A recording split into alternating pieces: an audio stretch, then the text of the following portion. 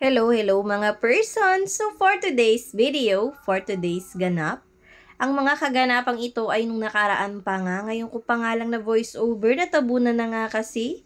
Kinaumagahan nga nung araw na yan ay kumain muna kami ng lugaw ng Daddy Gerson nyo dito sa may lugawan at iba pa. Nag-crave nga kasi kaming bigla kumain ng lugaw kaya tamang-tama ay nagugutom na kami kaya ito ang inalmusal namin. Sa mga oras na yan ay tulog pa nga ang Ate Angel at Ate Chelsea nyo, siguradong lunch na naman yun magigising.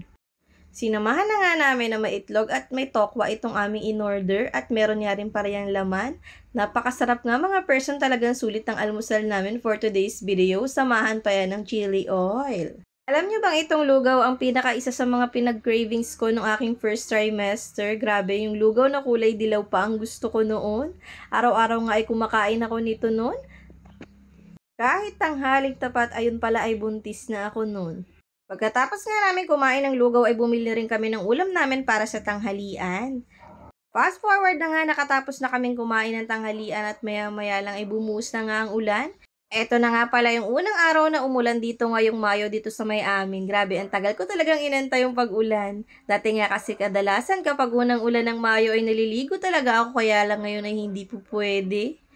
Kinagabihan niya ay nagyakag na nga ang Daddy Gerson niya na mamili na raw kami ng mga essentials na dadalhin ko para sa hospital at ilan pang kulang sa mga essentials ni baby.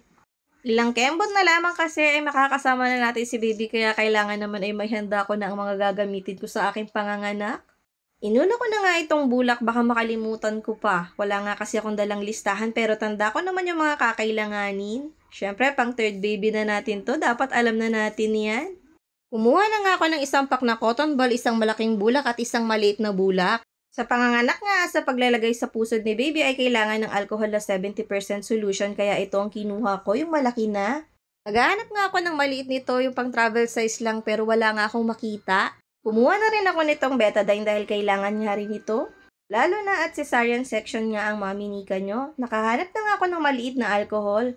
Kaya nga pala ako kumukuha ng maliliit na size dahil ito nga ilalagay ko doon sa pack na para sa delivery room. Kasi nga madalas nga ay hindi na napapasoli kapag malalaki yung nabibigay. Kaya naman kailangan may maliliit para naman hindi masayang. Kumuha na rin ako ng betadine wash at itong acetate masanilla at alcanforado.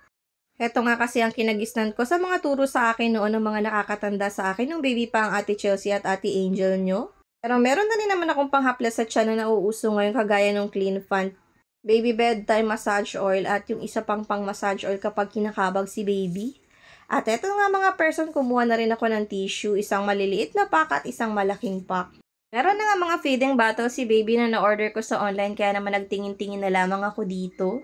Kumuha na rin pala ako ng malaking baby oil at isang maliit na baby oil. Sabi nga ng iba ay hindi na raw kailangan magdala nito sa hospital pero para sure nga ay bumili na rin ako. Nakatapos na nga kaming mamili at eto na nga nakapagbayad na rin kami. Naalala ko nga na kailangan bumili rin pala ako ng sili na tiki-tiki para kay baby. Para naman pagkalabas niya ay may protection na agad siya at may vitamins na agad siya. Hanggang dito na lamang. Thank you for watching, babu!